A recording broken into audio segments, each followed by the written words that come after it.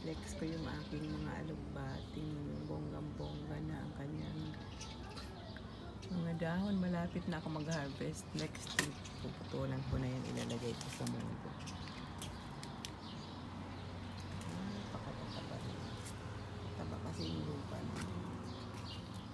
Ito pa ulit yung isang klase na alugbati. Pula. Yung una kong pinakita. Puti lang siya. Yung kamatis ko na mamuyagpag din, pero wala pa siyang dahon. Ang palaya ko, mataas na. Naaawa ako sa aking bibing ampalaya. Kasi wala siya masyadong magagapangan dito. Naaawa ko sa kanya. Ito namang kamatis natin, raisins. Tomato ay nangahinog na.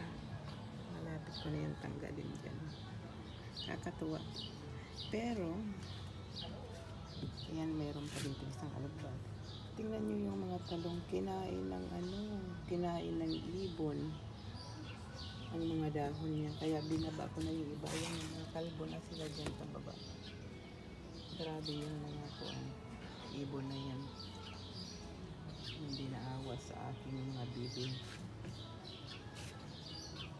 Maliit lang yung balkonahe ko. Ay, nako.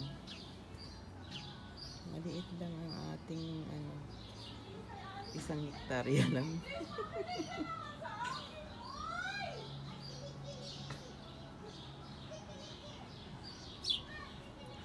Yan lang naman ang ating update. Mga bulaklak nandiyan sa taas. Maganda pa rin.